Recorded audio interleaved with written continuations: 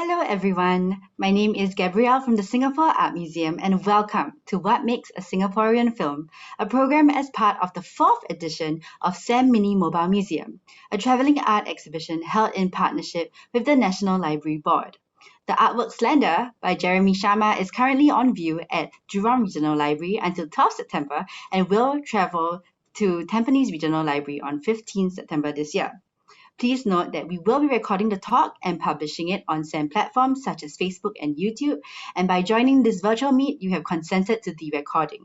Please also ensure that your microphone is muted throughout the talk, and if you have any questions, do submit them using the Q&A function on Zoom. You can find it at the bottom of your screen. We will also be compiling the questions, and selected questions will be answered during the Q&A session that will be held at the end of the talk. We are very excited to hear from our speakers here today. So we have with us Sanif Olek, Singapore-based director, and Leong Puiyee, who oversees the programming at Objectives, and they will be joined by Kenneth, who is a curator at SAM and also the curator of this edition of SAM Mini Mobile Museum. He will also be the moderator for today's session. So over to you, Kenneth. Hi everyone. Thanks for joining us this evening. It's nice to see some familiar faces in the attendant list. Hello, hi Puiyee also, and Sanif. Hello. Hi, making everyone. this possible. Maybe as a short introduction, I just want to ground some of our audiences in the context behind the conversation to follow. Just as Gabrielle has mentioned before me, this is really organized in conjunction with Slander, where I work with the artist Jeremy Sharma. And Jeremy was really sort of interested in initially looking at films produced in Singapore during the period of 1958 and 1963. He was interested in films produced during this period for two main reasons. One of which is that this period marks roughly what most people today will remember as the so-called golden age of Singapore cinema. And hopefully, you know, in the conversation to follow, we might even ask question, what exactly is this golden age, right? But also the period of 58 and 63 is interesting for some of us because, you know, 58 was recorded as a so-called peak year in which 20 films were produced in Singapore domestically. So if you want to talk about the golden age of cinema, 1958 is kind of the peak year of domestic productions in Singapore. And 63 was also, you know, what some film historians roughly point out as the slow decline of Singapore cinema because of several reasons, one of which is that with the formation of Malaysia, you know, you have some of these film celebrities and stars and producers moving to KL away from Singapore. And so that's sort of the slow decline. And also the introduction of domestic TVs and into household, that also sort of drained away film viewing in Singapore. But of course, then one of the questions that we often ask ourselves between Jeremy and me was that, you know, if we look at the films between 1958 and 63, can we really call them Singaporean cinema? Because these were films produced in Malaya, right, for Malayan audiences. And so we thought, you know, it'd be nice also to have a conversation with Puiyee and Sanif as producers and also programmers of film in their own experiences working with film in the past few years as well as decades to think about where is Singapore, so-called Singapore cinema today, what is a Singapore film, and how do we even want to remember this so-called golden age of Singapore cinema, right? So these are some of the questions that we are kind of thinking around. And in our earlier informal conversations, you know, Sanif had a lot to say. So maybe we can start off maybe with Sanif giving us some remarks, you know, based on the discussion that we had previously, and then we can also bring in Puiyee into the conversation also. Hello guys, just following up on what Kenneth has mentioned earlier about the golden age of cinema in Singapore. And it's basically died down between the late 50s and early 60s, right? Being a filmmaker or, you know, a Malay TV producer in Singapore since 1996, right? I've always come across locals, especially Malay Singaporeans, who claim that those periods are effectively the golden age of Malay cinema. But then again, when I look back, I find that these conversations, they forgot to think about the situation back then, because, you know, firstly, Singapore, you know, as Kenneth has mentioned, Singapore is part of Malaya. And these films were produced during Malaya. Singapore was part of Malaysia, and yeah, so and also the lingua franca is Malay, right? And also definitely yeah, so a lot of and when you look at the demographics, the commercial viability of those films produced that era is tied down to the lingua franca back then of Malaya. So I suppose yeah, there's also this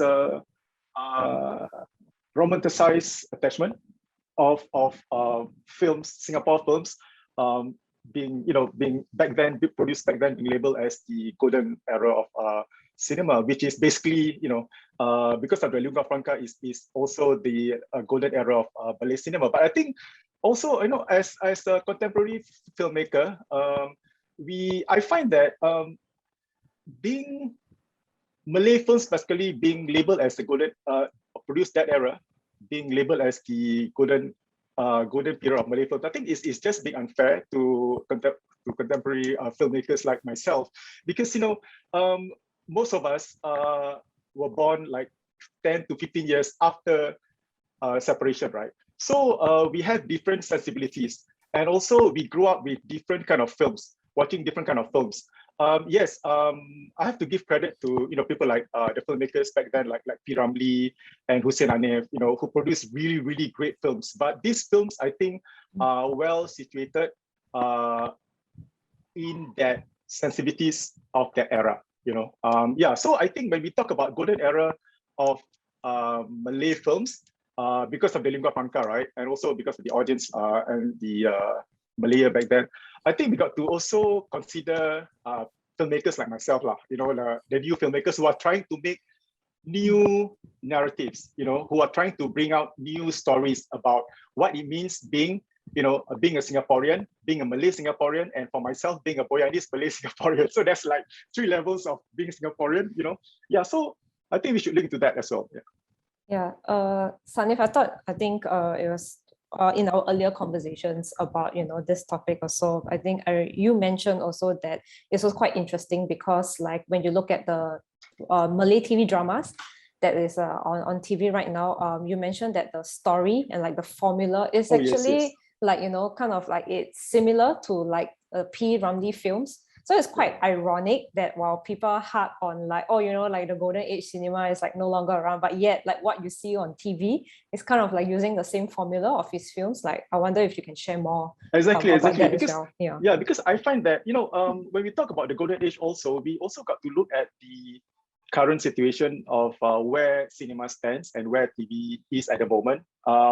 Also, I think during that period between 58 and especially during the early 60s, right, that was when TV first made its appearance, in Singapore. And also, I think a lot of people are starting to move away from cinema, and also because Singapore, has just separated from Malaysia. I think our main priority is about making money, about prosperity, right? So I think socially we're all about, I can say the arts and the critics being put as a secondary. So it's more about working hard, studying hard, be a doctor, be a lawyer, be an engineer, surviving. Right. So I think in that sense, I think we sort of like moved away from the whole idea of, paying $14 in today's currency, right, to watch a cinema, where $14 you can actually buy 3 days meal for the whole family, right? So so I think back to the point about how stories have moved. Because of TV, right? I think when you look at it now, when P. Ramlee made his films, right, most of the stories are about the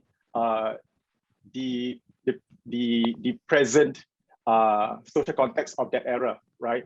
Basically about the Malays, how Malay lives between the different races, and even within the micro stories, the micro narratives of the Malay community. So I think when we move to now, right, I think all the stories, like what you said, has moved into television. We have great filmmakers, we have great storytellers who are now doing television, right? And so the stories are what I can imagine that if P. Ramlee, is still alive now, and he's still maybe actively doing a drama, right, I think he would move into television, because if you look at it, the stories that he did is more about commercial, where it reaches even the lowest denominator, the mass audience. Whereas now, when you look at mass audience, is all about television, right? So, I mean, me and my peers, my peers, they are a lot of great filmmakers, great story writers, and they are doing television. When it comes to cinema, yes, they do cinema, but maybe once in 2 years, once a year, and that is because of the economic reasons, lah. Yeah. I think I like how, like, in our earlier conversations, or like how this, like, what is the Singapore film came about, we were talking about it also, because it was very interesting because we don't no one really asked, like, what is a French film, or like, or what is an Italian film, or even like what is a Filipino film. But I think for myself, working in film programming and all, like sometimes I get asked, like, actually, what is the identity of a Singapore film? So while trying to kind of like also thinking back, like the notion and all of it, I think it's not so easy to kind of like break it down, because like Sanif, you mentioned previously also, like we grew up, this is like a multicultural country. There's like different races, we got like, like different religion, different cultures. And so like to kind of use like or like to break it down simply, it's not as straightforward. So I think maybe I also maybe wanted to also like chat with you about like some of the themes that have been like featured in like recent Singapore films as well. So like we talk about like some of the films like talking about like the underdogs of society. Right. Yeah, because like growing up in Singapore always has this like kind of clean, green, perfect like image. And we were also like chatting about like maybe one reason why storytellers or filmmakers kind of want to like put the spotlight on like things that maybe people don't really want to see about, or like there actually there's in Singapore there's actually like so many other like I don't know like cultures, people, all kinds of people around that like maybe might not have the spotlight. So I wonder if like for you as a filmmaker, like what do you feel about that also? I think this is a good point. I think we chatted a lot on that. It seems to me that because I think when to an outsider, right, when you look at Singapore, the Singapore story, it's always this perfect utopia of first world nation and all that. But I think what people are interested, and particularly the filmmakers in general wants to look at, is the little stories that happen in the heartlands. The real stories, the real stories between neighbors, between the multicultural neighbors, between the Chinese, Malay, and Singapore, and the Indian, and even the new immigrants. So I think, and these are basically the stories that you don't really see much being done on television, on mainstream. Not just television, on let's say on mainstream media, right? You don't really see these stories being acted out, being visually recorded on mainstream TV. And even when it's recorded, it's all about being, I don't know, in a way quite limited, or because you can't show certain things also, right? Exactly. And coming from my experience, I think films like Ilo Ilo and Land Imagine and 12 Stories, and even my first feature, Sayang Disayang, I think I'm more interested, we filmmakers are more interested in those people who live in the periphery, and also the communities that whose stories hasn't been told yet. For example, a lot of our stories so far is all about the new immigrants, the maids, the housemates, and yeah. So these are the things which I think interest us lah. And also I think when you look at film festivals, I'm sure you have experience in this, right? Also that when you look at the film festivals, most of the films that do well or rather gain attention in film festivals are those stories that talk about these topics, the real Singapore stories. Yeah, and yeah, so because I think this is what these are the stories about the human condition, the real human condition. We don't want to talk about, we don't want to see stories that you see on prime time soap opera. That's a different kind of audience. But I think these are the real stories that we want to. I mean, even when you look at the international films, most of them are about stories of the little known stories that are little, or like to, the everyday people with struggles in life, struggles, or like so like I think like you mentioned, I think for just to give some context for some of the films that Sanif mentioned, so he mentioned Ilo Ilo by Anthony Chen. So that film did very well. It won a big prize at the Cannes Film Festival. I think won the Camera d'Or prize. And then A Land in Imagine by Yeo Siu Hua. So actually both films, I'm not sure if you all have seen it before. Ilo Ilo, it really focused on like the relationship between a family and their domestic worker during the 1997 Asian financial crisis. And I think it really also talks about, like, I think Singapore, like a lot of households, where like a lot of families are so dependent on, like domestic helpers to help, take care of their family and all. And I think this film kind of spotlight that relationship and that tension that the family have. And with A Land Imagine, how would we describe it? It's a bit more fluid. It talks about it's quite a surreal film. The treatment of the laborers. So yes. Yeah. Also, I think my film science design, right, is I talk about filial piety. I touched on that a little bit because I think being Asians, we always we are brought up to value the elders, and when we grow up, we have to look after our parents. But then again, what happens if you have the domestic worker looking after your parents? So what sort of issues that we can talk about in there? And also I think this point, I just would like to bring up this point about how Singaporean filmmakers, we tend to, the ones that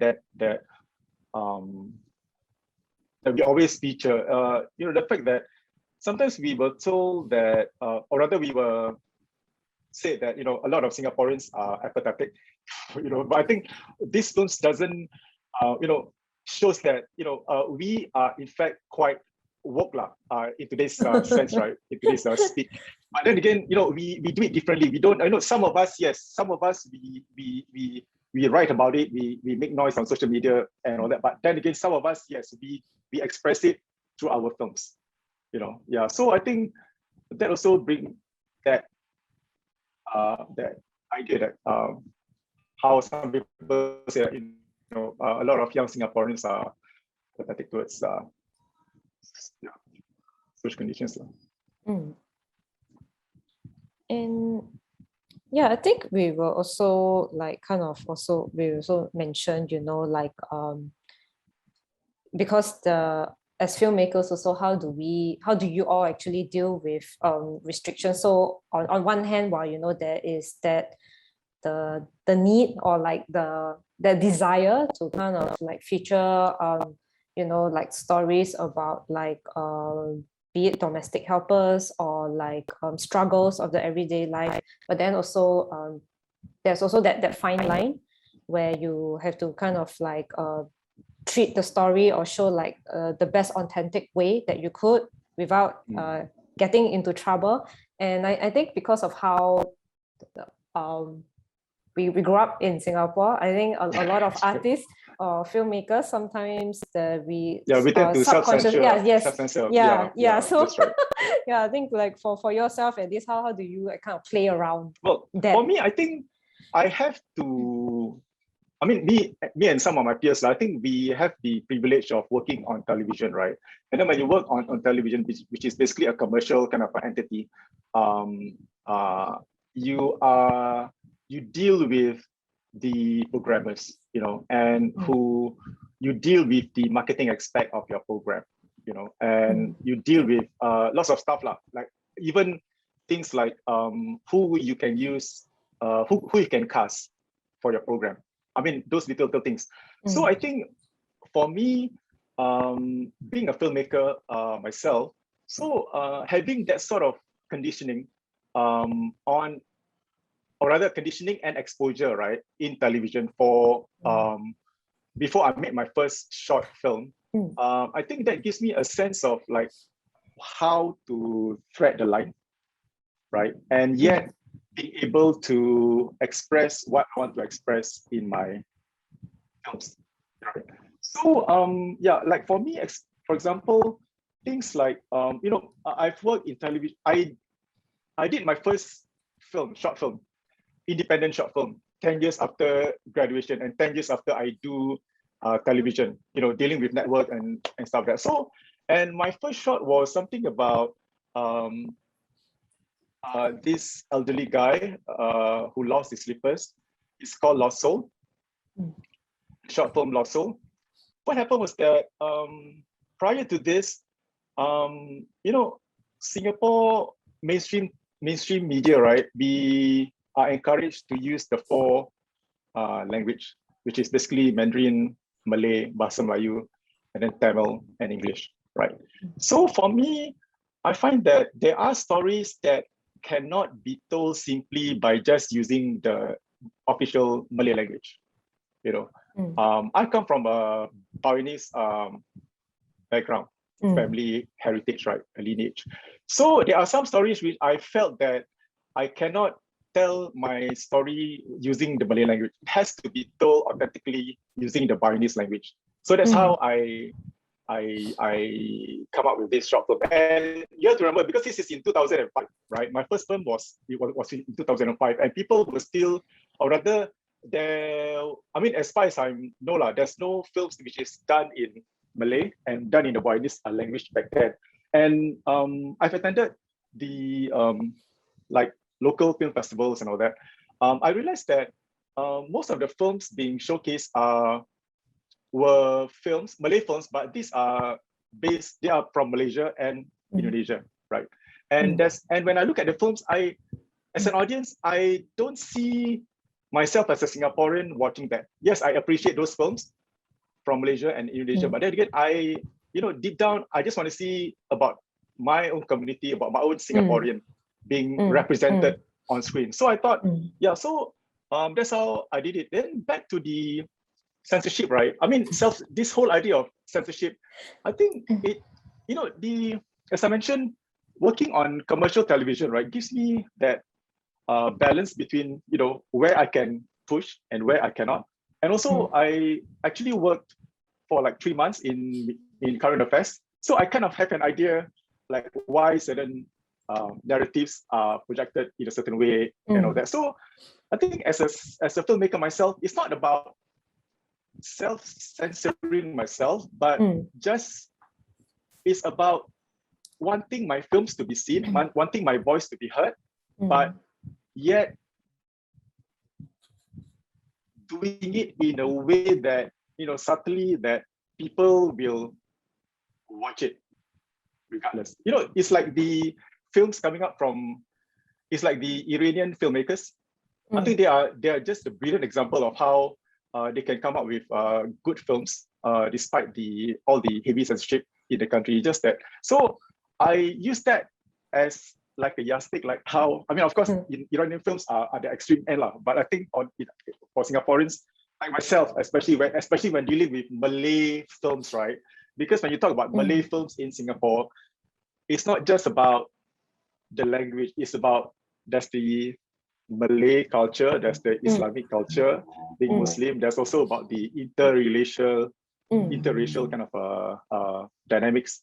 So I think doing TV has trained me a lot to where I can, how I can approach these films. And then Lost Soul was my first film about religion, and there's this other film called Amin. So Amin basically talks about this autistic person who sort of hang out in the mosque and who falls in love with who's attracted to girls from who's from the neighboring madrasah school lah. So yeah, I do all these films because I find that when it comes to religion, right, especially in the Malay community, in the Malay mainstream media, we talk about religion, yes, but I think I felt that when you do TV, it's all about the superficial approach of television, of the religion. Yes, you see Muslim person going into the mosque, you see Muslim person wearing with the tudung, with the hijab, with the songkok, baju kurung, going to the mosque, say Assalamualaikum and all that. But you don't deal with things like, what happens if you have a tattooed person going into the mosque? We don't represent that. We don't have that representation in the moving visual, and things like what happens if someone of the LGBT kind of a community wants to, talks about a religion. We don't really show that in a visual kind of a representation lah. So it's all about pray 5 times a day and stuff, which is well and good. But then again, I think as filmmakers, that's where we come in to talk about these things lah. I think I was also kind of just thinking back about what you say, like, kind of wanting to see your own stories, and also in terms of like the language of the film. Because I'm just thinking back of like, the past, at least 5 to 7 years, like actually what are the, like the stories coming out from Singapore. So like for me, I think I watched a lot more short films, like from mainly a lot of like younger Singapore filmmakers. So I think like the I just Yes. wanted to ask you, like, what is your being the film programmer for? I mean, I've known you since like what, 10 years, 10 years. I think so. Yeah, Many years, yes. Yeah, when I produced my first short, I think before that, I think we kind of like know each other before that. So I think I just want to ask you, like, what is your observation about the films coming out from of young filmmakers, emerging filmmakers in Singapore? Yeah. From when you first started and then until now, Yeah, so I think kind of just based on my observation, I feel that like the main story that still comes out from like younger Singapore filmmakers is still centered mainly on family, personal relationships. And then, I was also thinking about this because like this was also a question that like some of the Southeast Asian programmers like were asking me. Also, they said like, what is like the latest Singapore cinema trend?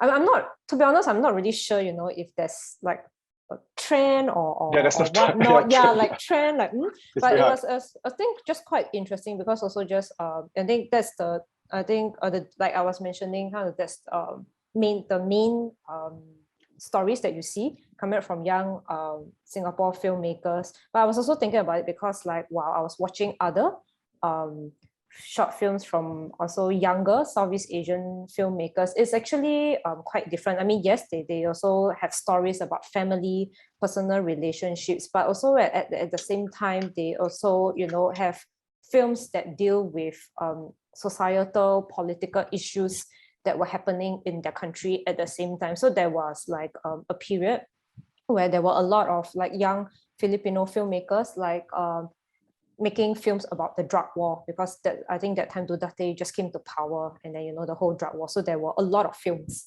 that focus mainly on that from young Filipino filmmakers, and like from Thai filmmakers. It was very strange. There was 1 year, like I'm not sure why, but there seemed to be kind of like going back to the idea of slow cinema. So I was watching a lot of these Thai short films that was just really slow, like like nothing is really going on, but it talks about like bits of that, but it's just like kind of slow cinema. So then I was also just thinking like, okay, in Singapore, okay, why do the main stories coming out of young Singapore filmmakers still focus mainly on family and personal relationships? So I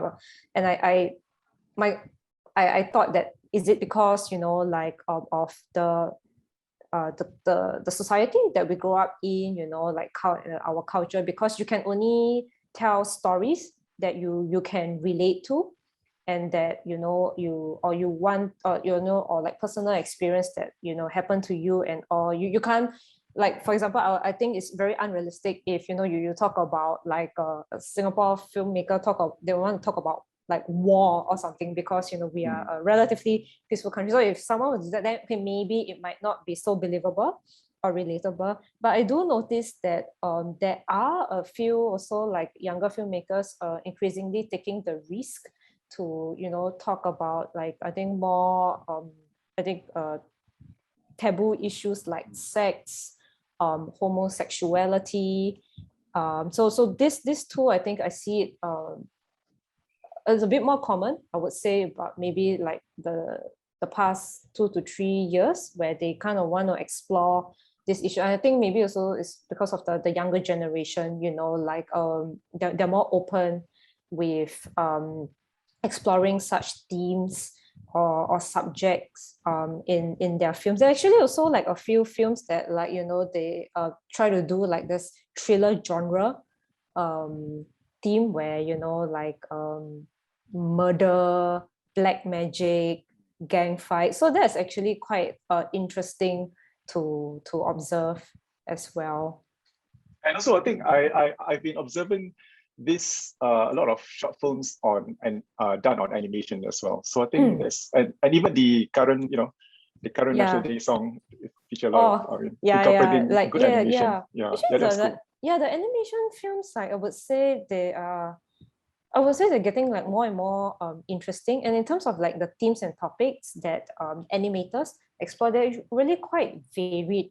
So there's I think there was one, I think recently, part of the National Youth Film Awards. There was this film that won. It called To Kill the Birds and the Bees. It really, you know, tackles like the taboos of sex. Why can't sex be openly talked about within family? But, you know, it's like it's done in such a like a quirky, fun, but yet also kind of like deadpan humor.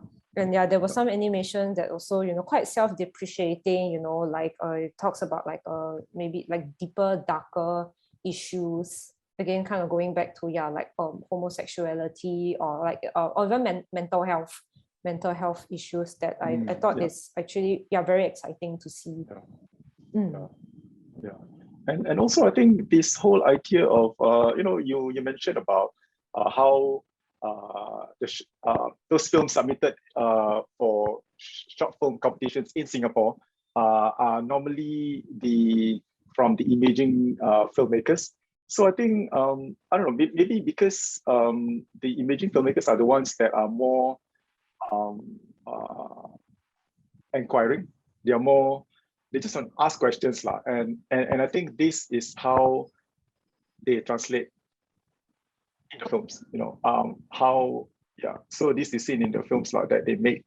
Also, I think, what about your, I don't know, where do you see that perhaps like, also we talk about this idea about, you know, just to touch back on your point about what is a Singaporean film.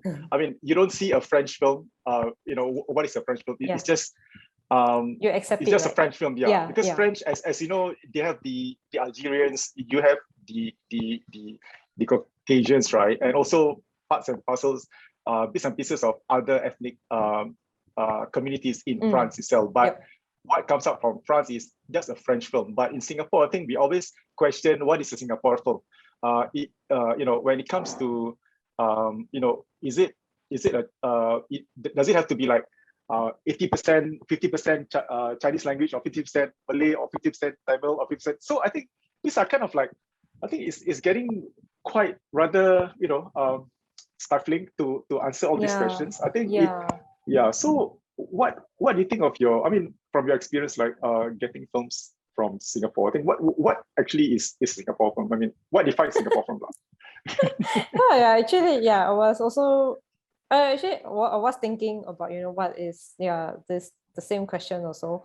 Like, I think, well, there are actually, like, I mean, again, okay, besides the short films, and then like for feature films coming out of Singapore recently, like we talked about Ilo Ilo and your film, and then like a Land Imagine, and even like a Yellow Bird by K. Raja Gopal, which it kind of touches on like a side that is not really seen or focused about from Singapore. Like for example, a Yellow Bird, it talks about this a man who just came out of jail and he wants to reconnect back with his family, but it also shows like the grittier side of Singapore, where he visits like prostitutes in the forest and all. So it was very interesting because like there was this Indonesian filmmaker. I was just talking to him. He was actually very surprised to see that there are such things happening in Singapore after watching a Yellow Bird. So I think while on one hand, there's like this stories, different stories coming out from Singapore. But I like to think that at the end of the day, I feel that it also really boils down to a good story, be it whether this film is from Singapore, from Thailand, from France, or whatnot. I mean, I guess maybe what that makes it Singapore, it really highlights like the colors, the textures, and all these like layers that that only we as Singaporeans like would understand and get it. I don't know how about you? Also, Sanif? I think yeah. for me, the way I see it, it's not just about the language mixed in the film that makes a Singaporean film. Like for example, you mentioned Raja Gopal's film, right? In the opening sequences, you have this the protagonist who actually works in the funeral band, band, right? So so when I watched that sequence, that scene, I was like, I've read somewhere that there's also a funeral, or rather lion dance group that's run by a Malay person. So all these things, these are the Singapore stories that we want to know. So it's not just about the language. It's about all these little stories that you talk about, right? Like for example, my film in Sama Sama, right? This little short film, I not only talk about the army, I also touch on this little known fact of my own community, the Bariners, who works as a chauffeur, which is like it's something that I personally want to bring out there. These are the kinds of stories which I myself as a filmmaker want to feature, want to like bring out in the open, that hey, Singapore stories is not about the whole, it's about this little. It's not just about like Crazy Rich Asian, Marina Bay Sands, and all, it's right? these little stories that we do. Yeah, so I find it. Yeah, it's the kind of stories which basically you don't hear about, but I think within the micro ethnic communities, right, they have their own stories lah. Correct. Like you mentioned, like like in Malay, just like the Islamic, and then like the Malay culture. I think even also same for Chinese, and like there's this recent, I think maybe two years ago, this series Invisible Stories that was on HBO by Le Jian. I thought that TV series actually really like captured the essence of what is it really like living in Singapore, and the stories here, because it talks about each episode is different. There's like a Chinese medium, like, and all, then like a single parent dealing with her autistic son. So like this, I thought like that series was a very good.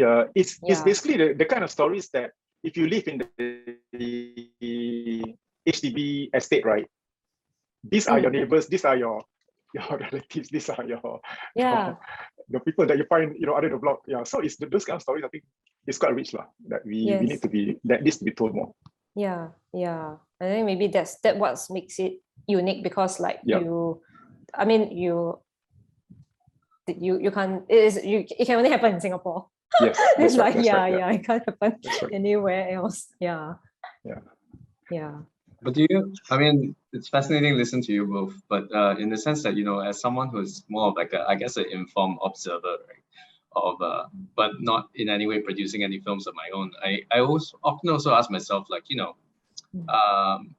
because as Sanif mentioned, the Singapore story is so dominant, right? It's kind of like a narrative that everyone around the world kind of knows, this clean, state-led, development of Singapore, right? And then I find myself often also asking myself, does that sort of dominance or overexposure, if you will, of this story actually forces or subconsciously makes Singaporean filmmakers want to produce counter narratives to it, whether it's the exposure of so-called marginal communities or any sort of micro histories, and so whether because of the sheer dominance of this Singapore story, right, that shapes filmmakers subconsciously, and then with that also, I also want to pull out a question from the Q&A from Pei Tzu.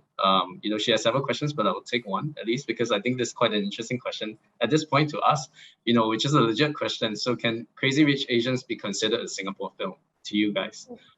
Whether it's something you want to answer, because I mean, it does, I guess it could, coming back to my point, it does reinforces that whole Singapore story, right? That whole glamour and development. But also there's of course like a humorous side to it that's almost self-parody. Like is that a film that you guys would consider a Singapore film? I think for me, I would consider that as a 100% Singaporean film if the minorities were respectfully presented. Yeah, if I can say bluntly, because there's a few scenes, for example, with regards to the Indian guards. Yeah, exactly. So they were kind of represented. I mean, I really enjoyed the film. I really love the story and all that. But when I watched that film, I was like, I wish that could be done better. Then I would totally call it like embrace it like a totally Singaporean film. So that's just my maybe just me being nitpicky lah. But I would consider that as a Singaporean film because it was based on a book, I understand, and the writer was a Singaporean as well. I mean, he's still a Singaporean, but so I think it definitely shows like one facade or one part of Singapore, which there are like a lot of rich people, a lot of millionaires in Singapore, and that film just it focuses on their lives. I'm pretty sure like there are other like international films that also talk about rich people, and also the irony is like we always talk about the little known stories about Singapore, so you can look at it as all these super mega rich people, right, being little told. So when these kind of stories come out, so it's like really wow, I mean, the rest of us plebeians, when we watch it, we were like, wow, this is something that we haven't seen before. I mean, I have a few friends that I can call wealthy lah. So so what I see on screen, right, it's Crazy Rich Asians are not unfamiliar for me. Because it's I can relate to that. Because it's really just like the rich, their lifestyle. It's like when you look at it, captures you have all these stories of the peripheries, right, that little told. So when you flip it around, so there are rich people whose stories are not told. So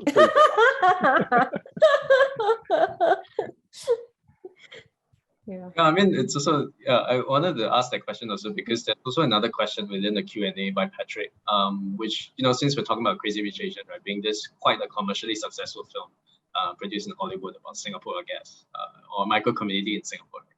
So Patrick asked the question: is there a bold division between genres such as commercial films and art/independent films in Singapore? And if so, does this distinction have any implication on the discussion? So that's a question, I guess. I think maybe Puiyee, that'll be something interesting also for you to answer, right? Because in terms of programming, right, at objectives. Do you actively think about this division of Sanif also, right? But you produce across a range of films, right? I don't think you necessarily sort of would classify either or to them, right? I don't think that I'm not sure if there's really a bold division, but I think it is quite apparent. Like films made, like for example, like the big budget films, like a Jack Neo film, who is like a super successful commercial filmmaker. from Singapore. Most of his films, they do very well in the Singapore box office, and they're made like, with like bigger studios. So like some of the bigger players like MM2 in Singapore, they do like a release like bigger budgeted films. And so like using Jack Neo as an example, his films are like, people always treat his films like kind of like a treat to watch during Chinese New Year, because his films are usually released during the Chinese New Year period. And also I think he actually knows how to kind of use like certain, I think, cultural identity notions of societal issues from Singapore, and kind of like, make it very, very relatable. So he had this very successful series called A Boys to Men, where it talks about, like because in Singapore for men you have to serve a compulsory 2 years national service. So that series was so popular. I think because a lot of maybe the audience, the men could relate to it. So that did very well. But then on one hand, you have the independent filmmakers, who they do not have the budgets of like the studios, and all. How the way they raise funds is either tap into government grants, or they go to a lot of like labs or co-production grants that are offered from like film institutes or film festivals. And then that's how they raise the money. And these films, because the stories that they tell is not as accessible. Yeah, not accessible, or not as clear cut. Like the storytelling style may not be as straightforward. And also these films, I think most of the time the first thing that they premiere at is like mainly at film festivals, because in film festivals, I think that's where you actually also get a chance to see more like a more diverse range of films. Also then that the independent films usually tend to go that route. And sometimes they are screened in like cinemas in Singapore, but unfortunately not all of them do well at the box office. I think Unlimited, also unlimited, and mostly they're on correct. limited I think release. yeah. I think from my experience, that doing independent,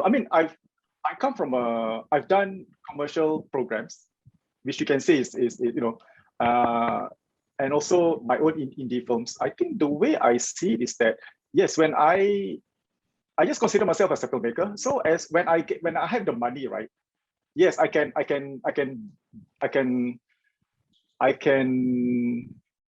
make films or make programs that is in tune with whatever message that needs to be told, or whatever commercial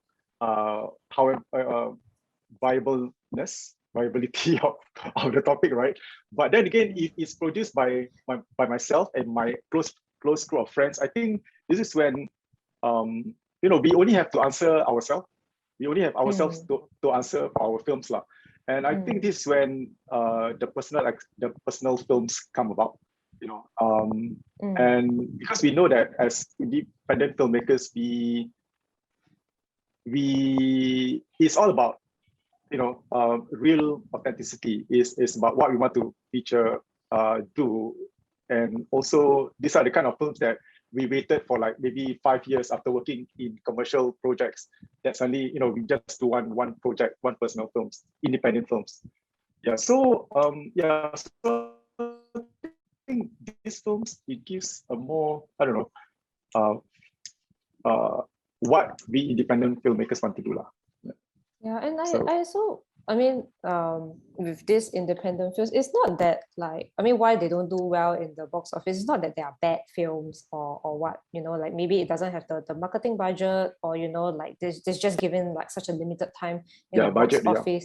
But I also feel that it's also very important. I think education, kind of going back to like actually even the simple things of like introducing this different films that maybe you don't really get to really watch in the cinemas, and kind of just introducing these films with different like stories to the audiences in Singapore. And I always believe that it would be great if one day like the school curriculum, yes, because they introduce that, so like you might like it, you might not like it, but hey, at least you know that like these filmmakers exist. These are the stories that are actually being told. And I think if you are exposed to that from like at a younger age, and then even as like you grow older, maybe it might not be your cup of tea, but at least you know who these filmmakers are, or like what the films. Yeah. Yeah, just to extend on your point, I think it would be good in schools, right? If you have like, I don't know, a lesson where once a week or something, where we have this thing called local appreciation. So so that includes films by Singaporeans, films, or anything even Singapore, like music or Yeah. art and literature. But not Crazy Rich Asians, you don't watch that, right? Yeah, that's that one, it already got the budget, people would know about it. So we go to the yes.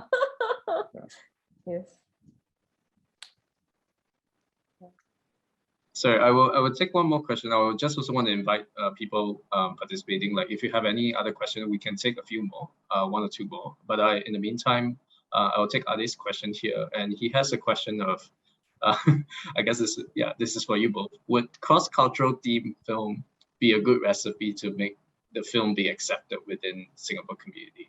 I'm not sure what exactly Adi means by cross-cultural theme, and if you want to explain in that within the Q&A, you can. But I don't know if this is a question where either of you would want to take up. I guess this is in response, if I'm understanding his question right, it's in response to some of the earlier points that Sanif was making about all these questions about, when you were mentioning about making a Malay film, for instance. Do you cut the line between certain religious lines, or and so how do you, in a way, bypass some of these sort of self-censors or even censors, right? I think films that have appeal cross-culturally, right? For example, between Singapore and Malaysia or Indonesia, right? Because we speak the same language. So I think things like love, food, that may do well without really focusing on the language or the nationality. I think people, when you know that this film is about the difficulty having to all these cross-cultural political sensitivities, I think people would maybe just turn off, the majority of us. But I think when we talk about the traditional stories like falling in love, like food, for example, in Singapore you have this a lot of cases where you have post-retirees, when they get their CPF, they have second wives in Batam. So that is a good cultural point. That's cross-cultural also, right? So yeah, so that brings issue. So things like that, so there's a lot of stories. I mean, in the Malay community, just to share. Yeah, so it's like you have husbands who have second wives in Java or something, or even in Sumatra. So that is a good point to do. Yeah, rather than because I think the majority of us wants to talk about love and talk about food, so yeah, and things like sambal goreng, or even sayur lodeh or something, or and yeah, things like that. So I think that is quite possible if we approach it that way, rather than that's how I think we should go. Something that's current and really happening in Singapore. So I think. Yeah, but I think also if the film has a good story, the directorial vision is very clear, very unique, and the budget. Yes. Budget is always budget, I think people can relate to it if the film is good. Yeah, that's a good point, huh? Second wives in new idea, Sanif, for your film. Yeah, I don't. Do we want to take one more questions? Maybe we have time for one more. Let me look through. Yeah, maybe I will take the very first question from Pieces again.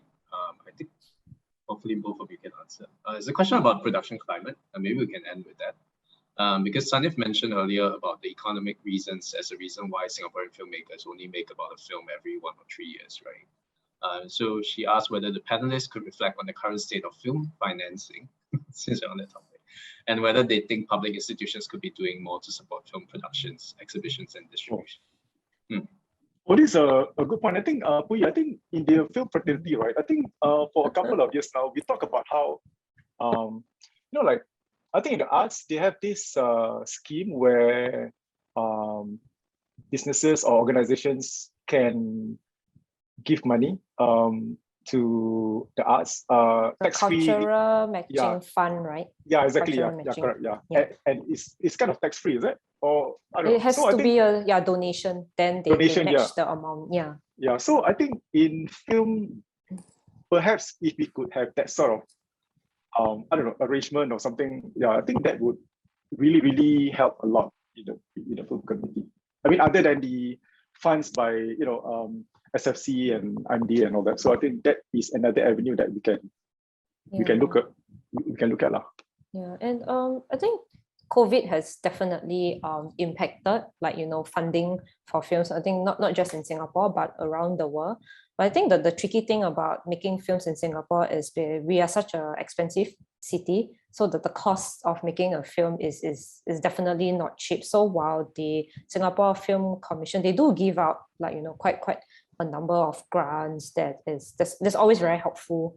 But yeah, I think it will definitely be very helpful also, if there are other like grant bodies or I don't know, private investors or donors or whatever that do not mind investing in, and also that's always the very difficult, tricky part about raising money for films. That's why, like what Sanif said, why they make a film 1 to every 3 years, because sometimes it just takes that long or even longer to raise funds for a film, especially for feature film production. I think not many people see that when you make films, right? It's not like television where you can do it within like 4 months, But I mean, the writing itself, some people, why it takes 1 to 3 years, because some, or rather, I can say that me and my peers, right, we have full-time jobs. The one that pays the bills. So when you write, right, I think many of us can only have the energy to write, like maybe, or rather to finish a good script once a year, right? I mean, yes, we write scripts, but among all the scripts, there's only one script that we can confidently say a good script, and this can be out within 1 year. So it takes another year to actually pitch it, and then it takes another year to actually bring all the cast together, and it takes another year to sort of like get the funding and that whole thing. So so that's why it takes that long. Sorry, I know we're running out of time, but I want to squeeze in a quick question, and maybe it's out of my own ignorance, but on that point about local matching funding, right? Do in your own experience, do any of these sort of local financing, right, for films actually ask you to justify, number one, if or whether this is a Singaporean film? Since we're on, this panel is after all about for the whole identity question, right? So, do they actually ask you to explain like if this is a Singapore film? I think from my experience, they don't blatantly ask whether this is a Singaporean film. I think what comes out among all the conditions, right, is basically they're asking whether the film can make money. If I may put it bluntly, so that I think kind of hinders the filmmakers. We kind of scared, like, yes, we have a good story, but then again, for a lot of filmmakers in Singapore who are independent, right, we sort of like, okay, how do we approach this? Like whether the films can make money, because films is like writing a book. You cannot tell in advance, because it also depends on the marketing and the budget and stuff. I don't know. I mean, Puiyee. Yeah, I think. What do you say to that? I do know that. I think it also depends, because let's say if there's a Singapore producer, but the director of the film is not Singaporean, so then that is very gray. So like I do hear of like some cases where they have to appeal, because like even though because the funding board might say, oh, but the director is not a Singaporean, so this is maybe it's not a Singapore film, but then the producer, which is really the boss of everything, the person who finds the money, Singaporean, the Singaporean. But even though the producer is Singaporean, so then I think this is something that I feel that it's still a bit gray in the area where you might have to justify, or maybe if let's say the crew, most of it, even though the director is not Singaporean, but majority of the crew is Singapore, then maybe that they can justify that as a Singapore film. But I also feel that it really depends on that ratio. But then again, it's on paper, right? But what happens when on the actual set, no one can really justify how many Singaporeans working on set, how many because so things always change. So it's just gray sometimes.